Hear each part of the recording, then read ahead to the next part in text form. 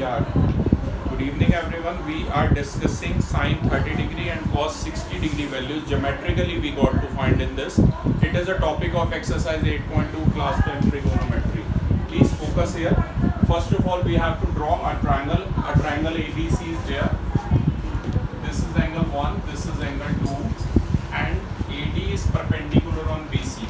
अब बेटा ध्यान देना, अगर ये सेम क्वेश्चन आ जाए तो ये नहीं आप टेबल बना दो और टेबल से बता दो कि sin 30 1/2 है या cos 60 1/2 है। इस तरीके से करना है, ये 3 मार्कर आएगा क्वेश्चन। किसी की भी वैल्यू वो 30 और 60 में आपको फाइंड आउट करने को दे सकते हैं, चाहे वो साइन हो, कॉस हो, कॉसेक हो या टैन हो, कुछ भी हो, ठीक है। लेकिन सिर्फ 30 और 60 वाली, 0 और 90 वाली नहीं, राइट। 30 और 60 वाली के लिए एक ये प्रोसीजर है और 45 डिग्री के लिए अलग प्रोसीजर है, तो ध्यान देना। ये अब मुझे ये बताओ, सबसे पहले गिवन में मैंने एक ट्रायंगल ABC ली है और ट्रायंगल ABC के अंदर मैंने AD परपेंडिकुलर ऑन BC ले लिया है और AD परपेंडिकुलर, और ये इक्विलैटरल ट्रायंगल है, ये भी ध्यान रखना। ट्रायंगल ABC जो है एक इक्विलैटरल ट्रायंगल है, ये सब आपको इसमें करते हुए चलना है। ये इक्विलैटरल ट्रायंगल है। अगर ये इक्विलैटरल ट्रायंगल है तो बेटा इसकी तीनों साइड क्या होंगी, बराबर होंगी। तो तीनों साइड हमने क्या मान ली है, स्मॉल a मान लिया, राइट। और अगर इक्विलैटरल ट्रायंगल होता है या आइसोसेलेस ट्रायंगल होता है तो एक बात आपको ध्यान में रखनी है, तो और उस केस में जो ऑल्टीट्यूड होता है वो परपेंडिकुलर बाइसेक्टर भी होता है। स्केलिन में नहीं होता, लेकिन इक्विलैटरल और आइसोसेलेस के केस में होता है। ये बड़ा इंपॉर्टेंट टॉपिक है, हो सकता है शायद आपको स्कूल में ना कराएं, पर मैं बता रहा हूँ अपने एक्सपीरियंस से कि बोर्ड में काफ़ी बार ये वाला क्वेश्चन आ रहा है, ठीक है। तो ध्यान देना। अब ये BD कितना होगा, और आपको पता है NCERT में गिवन ही है, BD और DC जो है दोनों ये a/2 हो जाएंगे। प्लीज़ ध्यान दीजिए। सबसे पहले लिखना कैसे है, ट्रायंगल ABC के अंदर बाकी एक्सरसाइज काफ़ी ईजी है। बाकी एक्सरसाइज में आपको क्या करना होता है कि सिर्फ वैल्यूज वो जो टेबल में से ढूंढ के डालनी होती है और उसे सॉल्व करना होता है, ये ध्यान रखना। लेकिन यहाँ पर क्या करना है, AD परपेंडिकुलर ऑन BC है, इक्विलैटरल ट्रायंगल है, और इक्विलैटरल ट्रायंगल है तो लिख लो उसका क्या मतलब है, AB BC और AC बराबर है। गौतम ध्यान दीजिए, तीनों angle, angle A, angle B और एंगल C कितने दिए हुए हैं, 60 डिग्री दिए, राइट। ये ध्यान रखना। तीनों एंगल हमें 60 दिए हैं क्योंकि इक्विलैटरल है। आप चाहो तो मेरे साथ साथ कर भी सकते हो, क्योंकि मैं तो 1-2 ही वैल्यूज निकालूंगा, बाकी आपको ही निकालनी है। और हम ये भी कह सकते हैं कि भाई अब सीधा मैं प्रूव कर रहा हूँ, फाइंड आपको पता ही है क्या करना है। कोई भी ये दो वैल्यूज जैसे sin 60, sin 30 और cos 60 निकालनी है, ज्योमेट्रिकली निकालनी है, ठीक है ना। ये ध्यान रखना, ठीक है, ये ध्यान रखना। अब इसके बाद क्या करना है, इसके प्रूफ में ध्यान दीजिए, एंगल 1 और एंगल 2 बराबर होंगे और हाफ ऑफ एंगल A के इक्वल होंगे, राइट। और आपको पता है एंगल A हमारा 60 था, तो ये हाफ ऑफ 60 यानी कि कितना आ गया, 30 डिग्री आ गया। एंगल 1 और 2 मेरा 30 डिग्री आ गया, ये ध्यान रखना, ठीक है। आई रिपीट, एंगल 1 और 2 मेरा 30 डिग्री आ गया। अब इसके बाद ध्यान दीजिए, और एंगल B भी बेटा 60 है और एंगल C भी 60 है। थोड़ा सा पाइथागोरस पहले लगाते हैं। आई होप ये तो सबको समझ आ ही गया है कि BD और CD जो है वो BC/2 के इक्वल है, यानी कि a/2 के इक्वल है। पर मुझे अभी AD की वैल्यू चाहिए।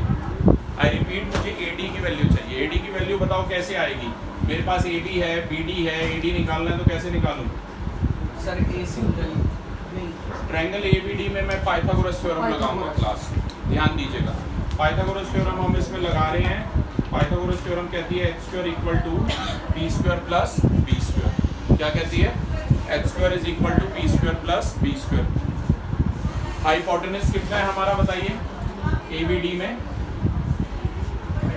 सिर्फ ABD देखो, हाइपोटेनस बोलो यार, परपेंडिकुलर के सामने हाइपोटेनस AB ये हाइपोटेनस है, ये परपेंडिकुलर है, ये बेस है, ठीक है ना। पहले नाम बोलते हैं, ये है AB, परपेंडिकुलर कितना है, AD, और बेस कितना है, BD, वेरी राइट, ठीक है।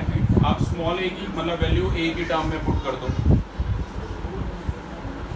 a की टर्म में वैल्यू पुट कर दो, AB के प्लेस पे क्या आ जाएगा, स्मॉल a आ जाएगा। AD हमें निकालना है B देखो और BD के प्लेस पे सर बोलो A/2 A/2 का होल स्क्वायर। तो ये हो गया A स्क्वायर, ये सीधा कर रहा हूँ मैं, A/2 का होल स्क्वायर कितना हो जाएगा? A स्क्वायर बाय 4 हो जाएगा। A स्क्वायर बाय 4 को लेफ्ट में ले आओ और इसे एलसीएम लेके सॉल्व कर लो। तो ये कितना हो गया? 3A स्क्वायर बाय 4 हो गया। यस इक्वल टू कितना आ गया? AD square. Equal to AD square आ गया। तो यहाँ से AD बता दो कितना आ जाएगा? सर डायरेक्ट लिख दो, √3 है √3A/2 आ जाएगा। हाँ तो AD हमें पहले चाहिए था, AD हमारा कितना, दोनों तरफ मैंने स्क्वायर रूट ले लिया, √3A/2 आ गया। अब ध्यान से देखो, अब सिर्फ आपके फॉर्मूले की नॉलेज से ही कि पंडित बद्री प्रसाद हर हर बोले, उसी से हम काम चला लेंगे, ठीक है ना।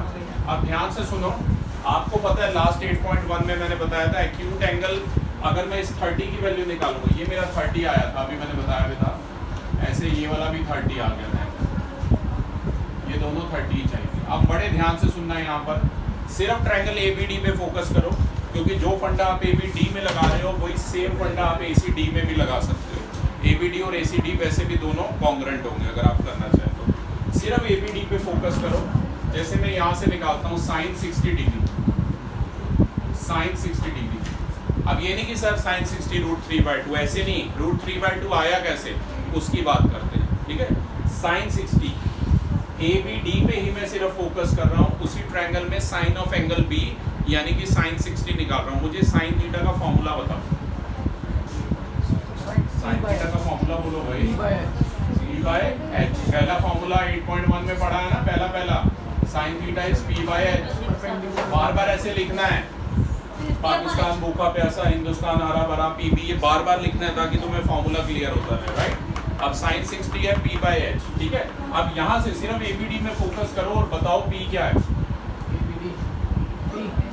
सर AD परपेंडिकुलर कितना है? AD है। और हाइपोटेनस कितना है? सर AB AB है। सुहानी AD की वैल्यू बता बेटा। AD की वैल्यू कितनी आई थी, अभी सॉल्व किया था? सर √3A/2 √3A/2 आई थी। और AB कितना था? AB स्मॉल ए आया था। वैसे जिसे पता वो A से डायरेक्टली न्यूमरेटर काट सकता है, जिसे नहीं पता वो रेसिप्रोकल करना होता है डिनोमिनेटर जो में जो भी टर्म है। तो यहाँ से देखो ऐसे वैल्यू आई है डिराइव होके √3। ज्योमेट्रिकली अगर आ जाए तो ऐसे फाइंड आउट करना है, पहले ये सब करना पड़ेगा, उसके बाद ये करना। ये नहीं कि वहाँ पर टेबल बनाओ और लिखाओ कि भैया sin 60, फिर नंबर नहीं मिलेंगे। और ये पक्का तुम्हें दिखेगा बोर्ड में, और तुम्हारे स्कूल के अगर टीचर जरा भी तुम्हारा एक्सपीरियंस है तो ये क्वेश्चन जरूर देगा, ये ध्यान रखना। अच्छा, अब ऐसे निकालते हैं cos 30। cos का फॉर्मूला बोलो। सर B/H cos का फॉर्मूला बोलो। B/H। यहाँ देखो cos का फॉर्मूला होता है B/H। अब बेटा एक बात ध्यान से सुनो, जब भी ऐसे ऊपर वाले एक्यूट एंगल, कई बच्चों को मैंने कहा था 2 फिगर बना लो, पर कोशिश करो इसमें एक ही फिगर से समझो। अगर इस एक्यूट एंगल की मैं बात कर रहा हूँ तो इसके सामने ये परपेंडिकुलर होगा और ये बेस होगा, पता है ना आपको ये। अब ABD को यहाँ B वाले हिस्से से नहीं देखना है, यहाँ से देखना है। और एक्यूट एंगल के सामने क्या होता है परपेंडिकुलर, ये वाला होता है, और ये क्या हो जाता है बेस होता है, और हाइपोटेनस ही रहता है। गौतम ध्यान दे बेटा, तो cos 30 डिग्री में बेस बताओ कौन है? सर AD AD, क्योंकि ये एक्यूट एंगल के सामने ये परपेंडिकुलर है, यस सर ठीक है ना, ये ध्यान रखना। तो बेस है हमारा, मैं लिख रहा हूँ AD। और वैसे तुम्हें वैल्यू पता है cos 30 की क्या आने वाली है, टेबल देख के cos 30 और sin 60 के बराबर ही होगी, वही √3/2 आने वाली है, ठीक है ना। अब हाइपोटेनस बोलो। हाइपोटेनस है AB। AD की जगह क्या आएगा बेटा? भाई फटाफट बोलिए, AD की जगह √3/2 और AB की जगह स्मॉल a। A से ये कैंसिल, तो ये कितना आ गया? √3/2। समझ आया? अब कोई और एंगल उठाते हैं, जैसे कि सीकेंट 30 डिग्री, नहीं सीकेंट तो इसी का रेसिप्रोकल हो जाएगा। sec 60 डिग्री उठाता हूँ, sec 60 डिग्री। अब ये बताओ sec थीटा का फॉर्मूला बताओ, 5वां नंबर वाला। 2/2 अरे sec थीटा का फॉर्मूला बताओ। H/D, H/B, 5वां नंबर वाला। h by b। आप sec 60 ले रहे हो तो यहाँ से देखना, यहाँ से देखो, सिर्फ ABD पे फोकस करो। इसमें हाइपोटेनस क्या है हमारा? Sir AB। हाइपोटेनस है AB और बेस क्या है? सर AD और रॉन्ग, बेस ये है BD। BD। जब यहाँ इस एंगल B को देख रहा है 60 को, तो ये बेस है, ये परपेंडिकुलर है, ये हाइपोटेनस है, तो बेस है BD। अब AB की जगह स्मॉल a बोलो भाई, यस सर। और BD की जगह A/2। a/2। अब बेटा ये a/2 जब इधर आएगा तो रेसिप्रोकल होगा 2/8। सर 2। cos 60 होता है 1/2 और sec 60 होता है 2। तो इस तरीके से आप 30 और 60 में कुछ भी बोलो उसकी वैल्यू निकाल सकते हो, लेकिन प्लीज 30 और 60 ट्राई करना, ठीक है? मुझे पता है थोड़ा सा डिफरेंट है, लेकिन चाहे बेसिक का पेपर हो चाहे स्टैंडर्ड का हो, ये जरूर आ सकता है, ठीक है? आपको मैं टाइम दे रहा हूँ, आप होमवर्क में cosec 30 डिग्री ट्राई करो, और जैसे cot 60 tan 30 डिग्री, ये आप होमवर्क पे ये 3 वैल्यू ट्राई कर सकते हैं खुद ही सेम इसी में। Thank you. Yeah, good evening. This is the continuation video, but this time we have to find the values of 45 degree mainly in terms of 45 degree trigonometric ratios of 45 degree। जो वो पहले figure बनाया था बेटा, उससे हमें 30 और 60 के ही आ सकते हैं वैल्यूज। 0 और 90 की मेरे पास कोई वो नहीं है डेरिवेशन, मतलब या ऐसा कोई मेथड नहीं है। तो ऐसा क्वेश्चन कभी भी नहीं आएगा कि sin 0 degree geometrically find out करो या cos 90 degree geometrically find out करो। क्वेश्चन आएंगे तो 30, 45 और 60 में ही आएंगे ज्योमेट्रिकली फाइंड आउट करने में। तो प्लीज ध्यान दीजिए, इस बार हमने एक राइट एंगल ट्रायंगल लिया बेटा, प्लीज यहाँ देखिए, राइट एंगल ट्रायंगल लिया है। एक आइसोसेलेस राइट एंगल ट्रायंगल मैंने लिया है ABC, जिसमें एंगल B मैंने 90 लिया है, और AB और BC दोनों को मैंने A मान लिया, स्मॉल a। फाइंड आउट क्या करना है, कोई भी वैल्यू उठा लो 45 में, जैसे sin 45, cos 45 या tan 45, वो आपकी मर्जी है, या cot 45, sec 45, कुछ भी आप निकाल सकते हो। अगर आपने किसी उसमें sin और cos निकाल लिए हैं तो आपको पता है cosec जो होता है वो sin का रेसिप्रोकल होता है, वो तो डायरेक्ट ही हो जाता है, ठीक है ना? और secant जो होता है वो cos का रेसिप्रोकल होता है। तो प्लीज ध्यान दीजिएगा कैसे करना है ये वाला। सबसे पहले बेटा AC अननोन है, हाइपोटेनस अननोन है, ये परपेंडिकुलर है, ये बेस है, ये हाइपोटेनस है, ठीक है ना? और सबसे पहले अगर AB और BC हमारा बराबर है, अगर आप ट्रायंगल ABC में, आपको पता है ये गिवन था, AB और BC हमारा बराबर था, तो AB के सामने कौन सा एंगल है सर? एंगल C, और BC के सामने कौन सा एंगल है? Angle A। ये 9th क्लास में आपने पढ़ा है, 9th क्लास में आपने पढ़ रखा है बेटा कि angle opposite to equal sides are equal, ठीक है ना? जो angle opposite to equal sides are equal in the same triangle, angles opposite to equal sides are equal. Equal side के अपोजिट जो एंगल होते हैं सेम ट्रायंगल में लगता है, पर ये फंडा दो डिफरेंट ट्रायंगल में नहीं लगता। तो यहाँ से C और A बराबर आ गया बेटा। थोड़ा सा एंगल सम प्रॉपर्टी लगाओ इसमें, C plus A plus angle B क्या होगा? 180 होगा। एंगल B की जगह क्या लिख सकते हो? 90 डिग्री। 90 गिवन था। Yes sir. और एंगल C और AB हमारे इक्वल गिवन है। गौतम मेरे साथ साथ करिए। तो यहाँ से आ गया ट्वाइस ऑफ एंगल A। ये 90 बेटा राइट साइड पे जाके सब्ट्रैक्ट हो जाएगा, 90 आ जाएगा, और एंगल A कितना आ गया? 45 डिग्री आ गया। तो बेटा मेरे पास सारे एंगल आ गए, कहने का मतलब है A और C तो दोनों कितने आ गए मेरे? 45 डिग्री। तो पहले फिगर में मैंने लिखे नहीं थे, अब मैं लिख देता हूँ, क्योंकि अब मैंने फाइंड आउट कर लिए कि A और C हमारे 45 डिग्री आ गई। इतना क्लियर है सभी को?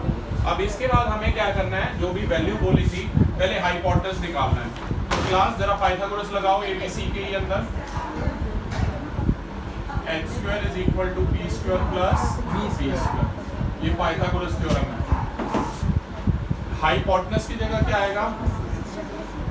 AC। और तुम जवाब दीजिए, परपेंडिकुलर की जगह BC और बेस की जगह AB आ गया, राइट?